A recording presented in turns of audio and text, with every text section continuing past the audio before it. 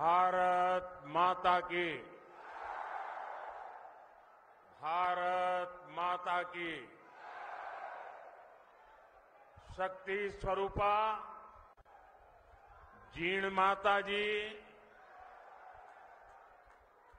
सालासर बालाजी महाराज, बाबा खाटू श्याम जी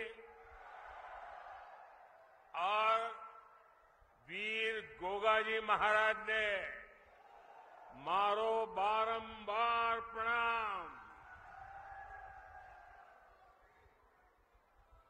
राजस्थान पराक्रम और परिश्रम की धरती है।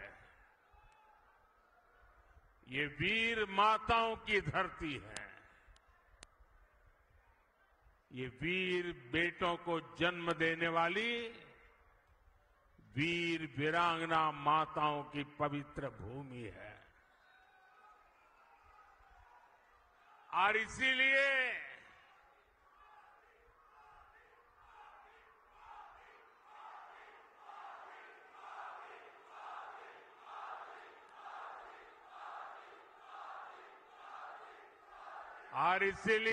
राजस्थान जो ठान लेता है वो पत्थर की लकीर बन जाता है। और यही जज्बा मेरे सामने देख रहा हूं।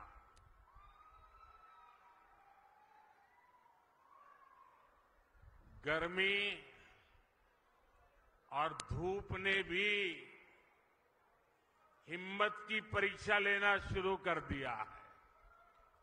लेकिन आज देखिए, परमात्मा की कृपा, मौसम जरा ठीक लग रहा है। और जब कुदरत साथ देती है ना, तो इशारा भी करती है कि हवा का रुख किस तरफ है।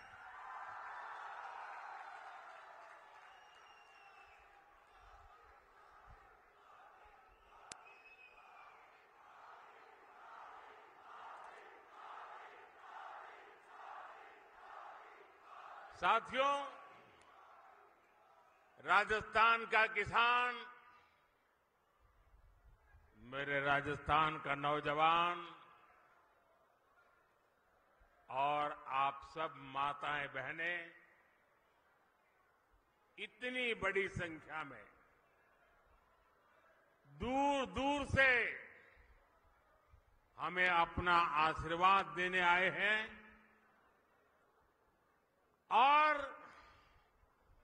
पूरा राजस्थान कह रहा है, फिर एक बार, फिर एक बार, फिर एक बार। और आज चूरू ने ये बता दिया है कि 4 जून, 4 जून, 4 जून। और जब मैं चूरू आया हूं तो दिल्ली से नरेंद्र देवेंद्र के लिए आशीर्वाद मांगने आया है। और जब नरेंद्र देवेंद्र के लिए आशीर्वाद मांगता है तो आप लोग छप्पर फाड़ करके दे देते हैं।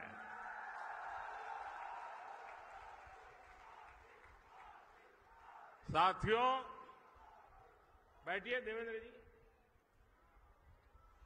आज पूरा देश विकसित भारत होने के संकल्प पर काम कर रहा है। और इसमें राजस्थान की बहुत बड़ी भूमिका है। जब राजस्थान विकसित होगा तो भारत भी विकसित होगा। बीते 10 साल में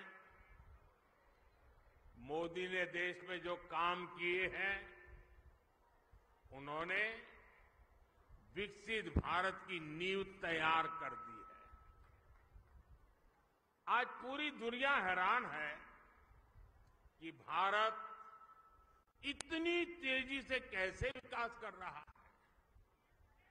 दुनिया को पता नहीं है कि भारत की इस मिट्टी की बात ही कुछ और है। हम जो ठान लेते हैं वो पूरा करके दिखाते हैं। पिछले 10 साल में आपने देश को बदलते देखा है। आप याद करिए, 10 साल पहले तब देश कितनी खस्ता हालत में था।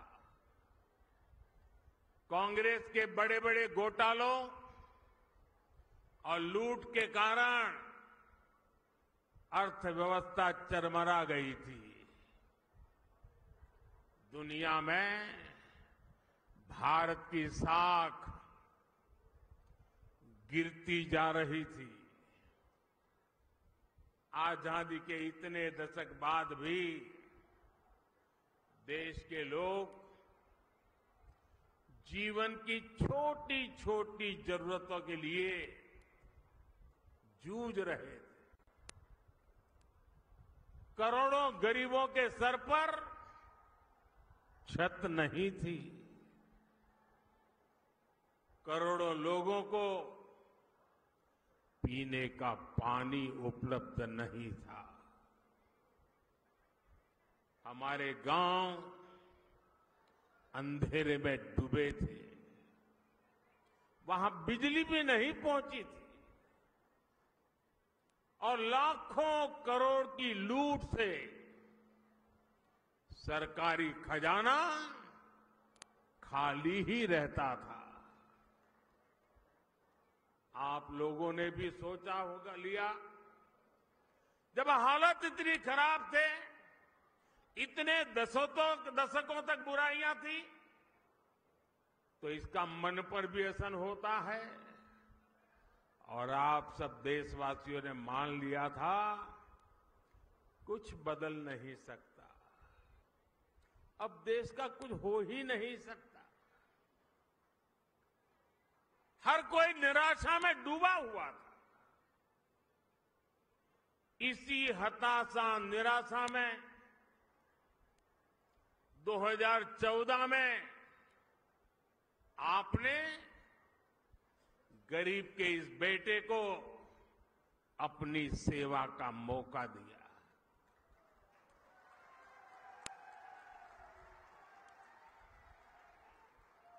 हताशा निराशा ये मोदी के पास भी नहीं फटक सकती। और मैंने तय किया कि हालात बदलने ही होंगे। और मेरे लिए तो मेरा भारत मेरा परिवार है।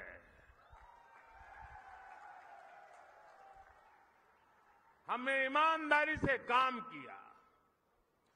कोरोना जैसा इतना बड़ा संकट आया, दुनिया सोचने लगी थी कि भारत तो बर्बाद हो जाएगा, दुनिया को भी बर्बाद कर देगा। लेकिन इसी संकट में हम भारतीयों ने अपने देश को दुनिया की 5वीं सबसे बड़ी अर्थव्यवस्था बना दिया।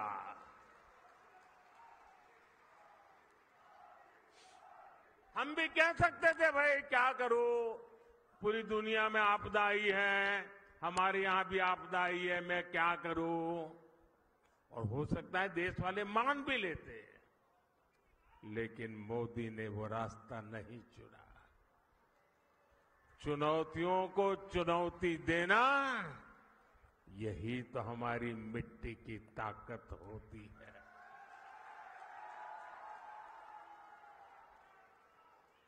और हमारे राजस्थान में तो कहते हैं अपनी करनी पार उतरनी। हमने परिश्रम किया और परिणाम ला करके दिखा दिया। 10 वर्षों में हमने करोड़ों गरीबों को प्रधानमंत्री आवास योजना के तहत पक्के आवास दिए, पक्के घर दिए। जिनकी 3-3, 4-4 पीढ़ी झुग्गी झोपड़ी में जिंदगी गुजारती थी, जो फुटपाथ पर जीने के लिए मजबूर थे, ऐसे करोड़ों लोगों को पक्के घर दिए। और मुझे खुशी इस बात की है कि हमने जो पक्के घर दिए ना, उसमें अधिकतर पक्के घर मेरी माताओं, बहनों, बेटियों के नाम पर है।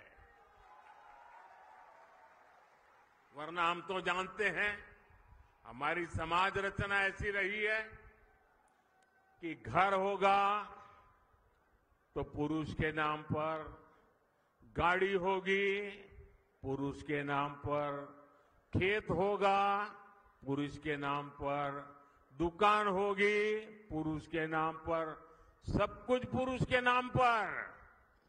मोदी ने तय कर लिया कि सरकार जो घर देगी वो मेरी महिलाओं के नाम पर होगा। आप याद करिए, पहले जब घर बनाने के नाम पर योजनाएं आती थी तब क्या होता था? गरीब को पता भी नहीं चलता था। उसके नाम का पैसा सरकार में बैठे लोग और उनकी पार्टी के लोग खा जाते थे। लेकिन अब पैसा सीधे गरीब के खाते में जा रहा है। अब गरीब को पक्का घर भी मिल रहा है, घर में जरूरत की सुविधाएं भी मिल रही है। साथियों, आज जब हम जल जीवन मिशन योजना लेकर घर घर में पानी का कनेक्शन भी देने का लगातार प्रयास कर रहे हैं। राजस्थान में करीब 50 लाख घरों में पीने का पानी पहुंचाने का कनेक्शन दिया जा चुका है। कांग्रेस सरकार हमारी इस योजना में भी भ्रष्टाचार करने का मौका नहीं छोड़ती थी। अब उन कमियों को भी दूर किया जा रहा है। वहां पीछे सुनाई नहीं देता क्या? सुनाई दे रहा है? अच्छा, ये तो आपका उत्साह है इसलिए।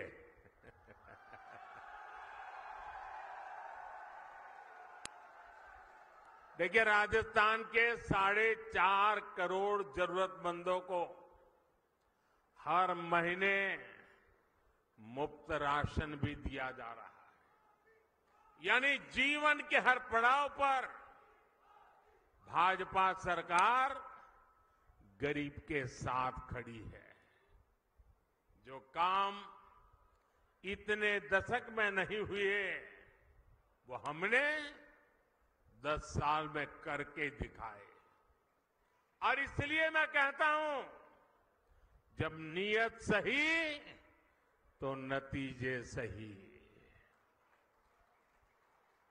और साथियों, 10 साल में जो हुआ, लोग तो कहते हैं बहुत कुछ हुआ, पहले की सरकारों की तुलना में बहुत कुछ हुआ। आप भी कहते हैं, अरे मोदी जी तो रात दिन दौड़ते हैं, काम करते ही रहते हैं, सोते हैं कि नहीं सोते हैं, आप लोग बताते हैं, मुझे पता है। लेकिन काम कितना भी क्यों न हुआ हो, औरों की तुलना में अनेक गुना हुआ हो, लेकिन मोदी के मन की बात में आज चुरू में बता देता हूं। बता दूं? देखिए, जो अब तक हुआ है ना, वो तो ट्रेलर है, ट्रेलर।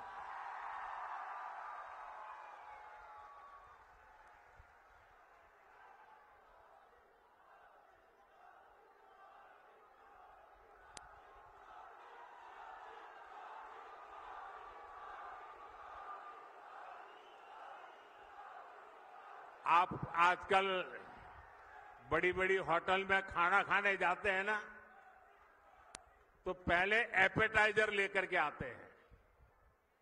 थोड़ी थोड़ी 2-3-4 जरा बड़ी चटाकेदार चीजें परोसते हैं। तो कभी लगता है यार इतना आ गया, पेट तो भर गया, आप खाना क्या खाएंगे। ये जो मोदी ने किया है ना, वो तो एपेटाइजर है, एपेटाइजर। अभी तो पूरी खाने की थाली आधी बाकी है। बहुत कुछ करना है भाइयों, बहुत सारे सपने हैं। हमें देश को बहुत आगे लेके जाना है। साथियों, आज देश में मोदी की गारंटी की चर्चा हो रही है। मोदी की गारंटी कैसे पूरी होती है और कितनी रफ्तार से पूरी होती है, राजस्थान उसका बहुत बड़ा उदाहरण है। मैंने मेरी माताओं बहनों को गारंटी दी थी कि गरीबों का उज्ज्वला सिलेंडर सस्ता किया जाएगा। ये गारंटी पूरी हो गई है। मैंने युवाओं को गारंटी दी थी कि बीजेपी सरकार बनते ही कांग्रेस के पेपर लीक इंडस्ट्री के खिलाफ जांच बिठाई जाएगी। ये गारंटी भी पूरी हो गई है। मैंने ये भी गारंटी दी थी कि राजस्थान का मेरा किसान, शेखावटी के मेरे लोगों के लिए पानी की समस्या को खत्म किया जाएगा। जिस ईआरसीपी प्रोजेक्ट को कांग्रेस ने लटका कर रखा था, हमने उसे न केवल स्वीकृत किया बल्कि तेजी से काम भी जारी है। इससे पीने के पानी और लाखों हेक्टेयर जमीन को सिंचाई का भी लाभ मिलेगा। हमने हरियाणा से समझौता करके शेखावटी में पानी लाने का रास्ता भी साफ कर दिया है। भाइयों और बहनों, भाजपा जो कहती है वो जरूर करती है। दूसरी पार्टियों की तरह भाजपा केवल घोषणा पत्र नहीं जारी करती, हम तो संकल्प पत्र लेकर के आते हैं। 2019 में हमने जो संकल्प पत्र जारी किया था, उसके ज्यादातर संकल्प पूरे हो चुके हैं। और 2 साल कोविड के संकट के बावजूद भी मोदी ने आपको जो वादा किया था, वो वादा पूरा करने के लिए एड़ी चोटी का जोर लगा दिया है। राजस्थान के मेरे भाई बहन, जम्मू कश्मीर की धरती पर जो मेरे वीर जवान शहीद हुए ना, उसमें मेरे इस शेखावटी के जवान भी शहादत मोली थी। उस जम्मू कश्मीर जहां पर मेरे राजस्थान के वीरों का रक्त आज उस जम्मू कश्मीर से आर्टिकल 370 खत्म हो गया।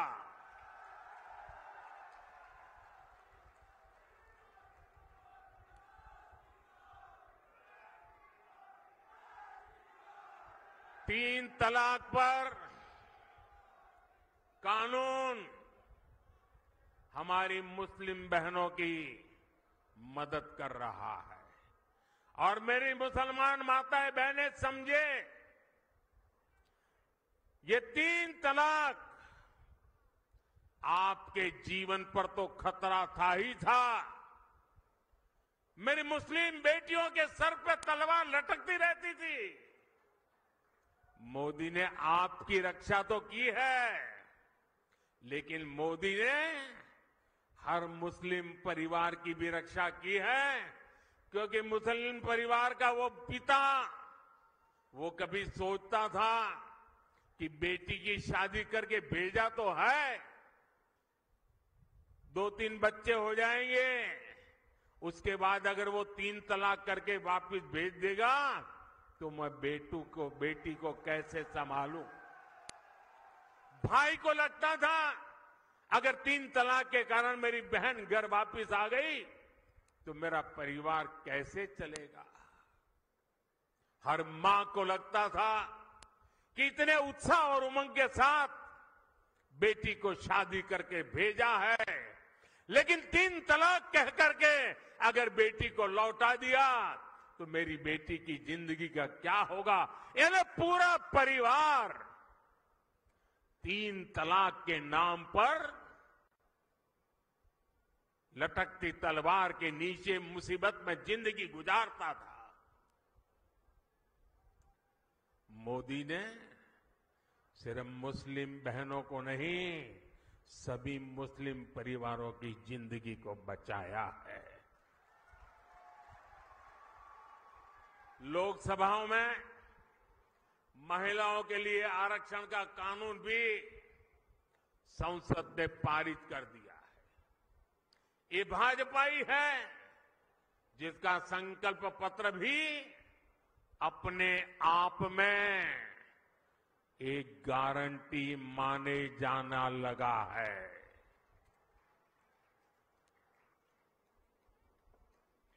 साथियों, आज जब मैं चुरू आया हूं तो कुछ पुरानी यादें भी ताजा हो रही है। इससे पहले मैं जब 26 फरवरी 2019 में चुरू आया था तो उसी समय देश ने बालाकोट में एयर स्ट्राइक की थी। हमने आतंकियों को सबक सिखाया था और तब मैंने जो शब्द कहे थे, चूरू की धरती पर जिन शब्दों को मैंने दोहराया था, मैं आज फिर एक बार इस वीरों की धरती पर आया हूं तो मेरे उन भावों को दोहराता हूं। तब मैंने कहा था, यही चूरू में कहा था, सौगंध मुझे इस मिट्टी की, सौगंध मुझे इस मिट्टी की, मैं देश नहीं मिटने दूंगा, मैं देश नहीं रुकने दूंगा, मैं देश नहीं झुकने दूंगा। मेरा वचन है भारत मां को, तेरा शीश नहीं झुकने दूंगा।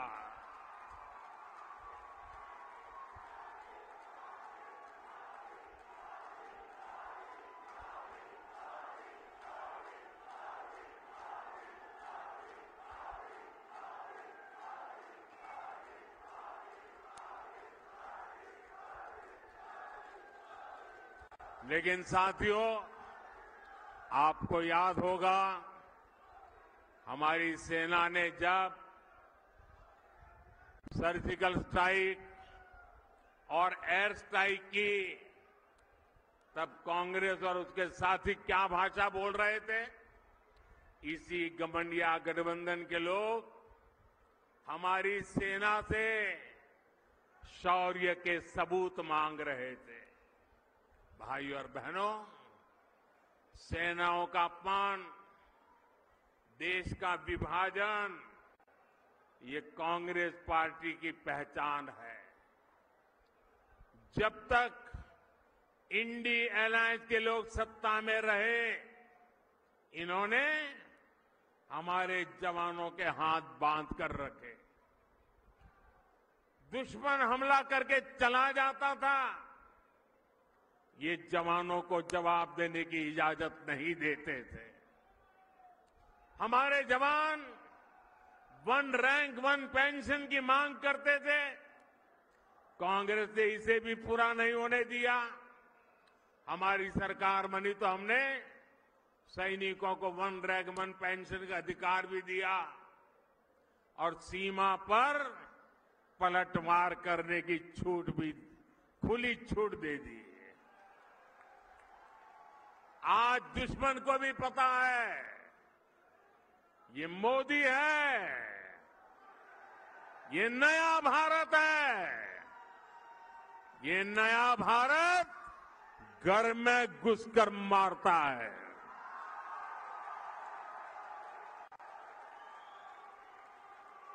साथियों, देश हित से भी ज्यादा कांग्रेस ने हमेशा तुष्टीकरण को प्राथमिकता दी है। ये लोग तुष्टीकरण के लिए किस हद तक जा सकते हैं, ये देश ने देखा है। ये वो लोग हैं जिन्होंने कोर्ट में जाकर कहा था कि प्रभु श्री राम तो काल्पनिक है। अभी कुछ महीने पहले ही अयोध्या में भव्य राम मंदिर का सपना पूरा हुआ।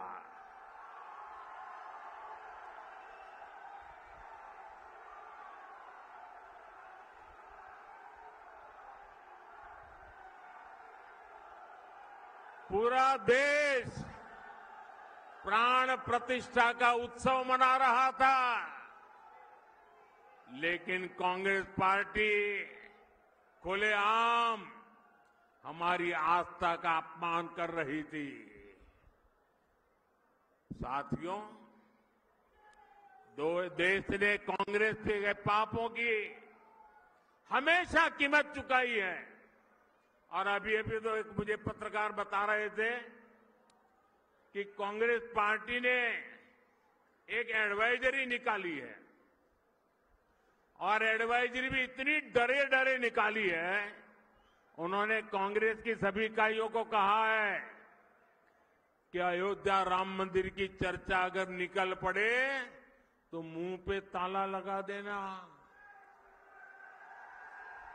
कुछ बोलना ही मत।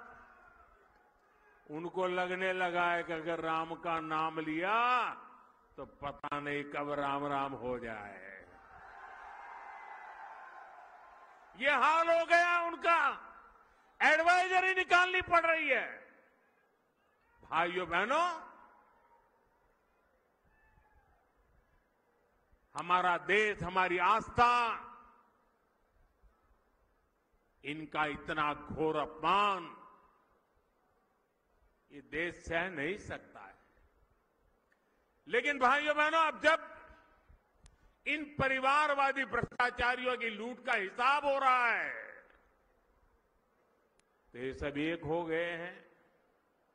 मैं कहता हूं भ्रष्टाचार हटाओ,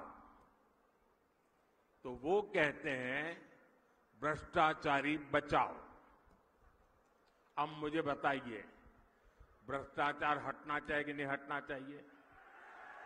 देश को भ्रष्टाचार से मुक्त करना चाहिए कि नहीं करना चाहिए?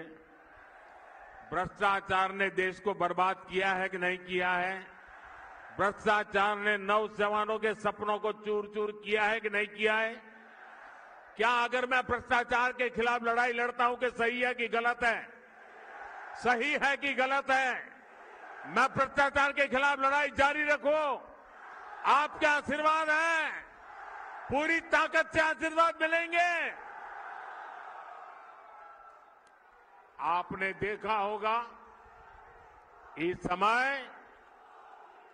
घमंडिया गठबंधन के लोग चुनाव की रैलियां नहीं कर रहे हैं, भ्रष्टाचारियों को बचाने की रैली कर रहे हैं। आप मुझे बताइए, कांग्रेस के सांसद के ठिकाने पर छापा पड़ा और वहां से अलमारी में, बक्सों में बंद किए हुए 300 करोड़ रुपए से ज्यादा मिले और टीवी पर देश ने देखा और केवल कांग्रेस के एक सांसद के पास से एक जगह पर से 300 करोड़ का खजाना मिला है। और क्या क्या होगा वो तो अभी खोजना है। 10 साल में अकेले ईडी ने भ्रष्टाचारियों से 1 लाख करोड़ रुपए से ज्यादा की संपत्ति जब्त की है। और मैं आपसे पूछता हूं, ऐसे लोगों पर कार्रवाई होनी चाहिए कि नहीं होनी चाहिए? ऐसे लोगों ने जिंदगी जेल में बितानी चाहिए कि नहीं बितानी चाहिए? मैं इन भ्रष्टाचारी परिवारवादियों से कहना चाहता हूं, कितने भी झूठ फैला लो, ये मोदी डरने वाला नहीं है। साथियों, कांग्रेस और इंडी गठबंधन का सिर्फ अपना हित, यही उनका कार्यक्रम है। इन्हें गरीब, दलित, शोषित, वंचित के कल्याण से, उनके सम्मान से कोई मतलब नहीं है। ये वही लोग हैं जिन्होंने कभी बाबा साहब आम्बेडकर का सम्मान नहीं किया। इसी कांग्रेस ने बाबा साहब को दशकों तक भारत रत्न नहीं मिलने दिया। इन लोगों ने देश में आपातकाल लगाया, संविधान को बंधक बनाया। इस इंडियन अलायंस के लोगों ने कभी पिछड़ा वर्ग आयोग को संवैधानिक दर्जा नहीं दिया। दशकों पुरानी ये मांग मोदी ने पूरी की। भाजपा ने देश को दलित राष्ट्रपति दिए, देश की पहली आदिवासी महिला राष्ट्रपति दी। लेकिन इन्हें चुनाव हरवाने के लिए इंडी गठबंधन वालों ने पूरी ताकत लगा दी। अब 19 अप्रैल को शोषितों, वंचितों के ऐसे विरोधियों के साथ क्या करना है आपको पता है ना? 19 अप्रैल को क्या करना है पता है ना? पता है ना? अपने यहां राजस्थान में कहते हैं, अकलमंद ने इशारो ही गणो।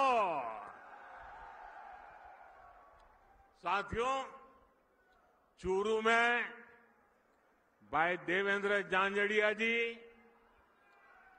झुंझुनू में शुभकरण चौधरी जी, सीकर में स्वामी सुबेदानंद सरस्वती जी, मैं आज आपके पास उन सब के लिए आशीर्वाद मांगने आया हूं।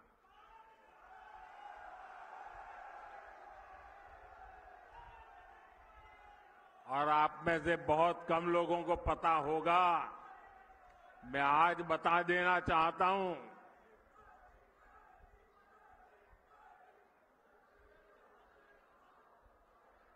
चूरू में जो उम्मीदवार है देवेंद्र और दिल्ली में है नरेंद्र। आप में से बहुत कम लोगों को पता होगा, देवेंद्र के साथ मेरा बहुत पुराना निकट नाता रहा है।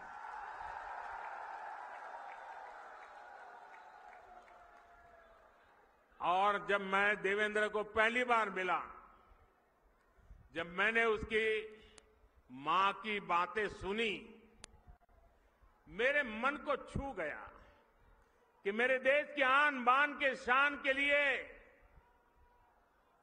शेखावटी की गरीब मां, अनपढ़ मां, अपना बेटा जिसका शरीर मुसीबतों से गुजारा करने वाला शरीर है, लेकिन उसको भी दुनिया में देश का नाम रोशन करने के लिए मां प्रेरित करती है।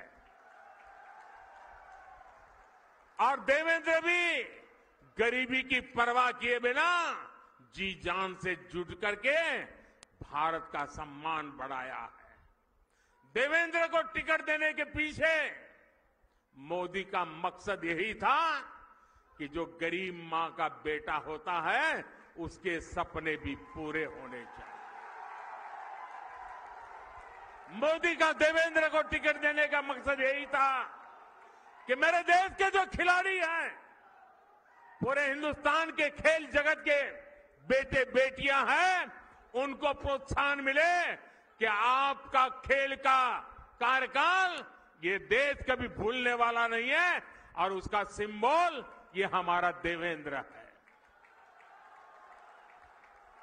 और इसलिए मैं चूरू वासियों से विशेष रूप से ऐसा गरीबी से ही लड़ा, ऐसा नहीं, दुनिया में जाकर के देश का डंका बजाया।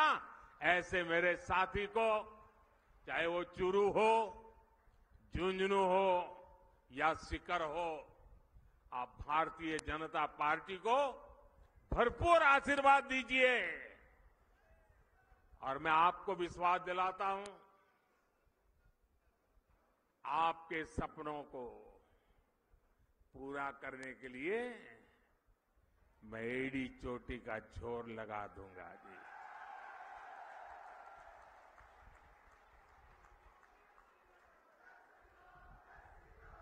गर्मी कितनी क्यों न हो, मतदान पूरा होगा कि गर्मी के कारण मतदान कम होगा, ऐसा नहीं होगा ना। घर घर जाएंगे, माताओं बहनों को मेरी बात बताएंगे, चुनाव जीतने के लिए मतदान करेंगे। अच्छा, मेरा एक और काम करेंगे, मेरा पर्सनल काम है, करेंगे। घर घर जाकर कहना कि हमारे मोदी जी चुरू आए थे और मोदी जी ने आपको प्रणाम भेजा है। मेरा प्रणाम पहुंचा देंगे। मैं यहां भाजपा के सभी वरिष्ठ नेताओं को भी सार्वजनिक रूप से प्रार्थना करता हूं। सार्वजनिक रूप से कभी कभी करना पड़ता है। ऐसा है कि चुनाव का समय है, हर किसी के जिम्मे बहुत सारा काम है, लेकिन इनको मन में रहता है कि प्रधानमंत्री जी आए और हम नहीं जाएंगे तो कैसा लगेगा। मेरी आप कार्यकर्ताओं से विनती है कि आप बिल्कुल मेरी चिंता छोड़ दीजिए। सभी कार्यक्रमों में वरिष्ठ लोगों को दौड़ने की जरूरत नहीं है। कोई छोटा कार्यकर्ता भी रहेगा तो मोदी भी छोटा है, छोटे के बगल में बैठ जाएगा। आप कृपा करके सभी कार्यक्रमों के लिए मत दौड़िए। मेरे साथ बोलिए, भारत माता की, भारत माता की, भारत माता की।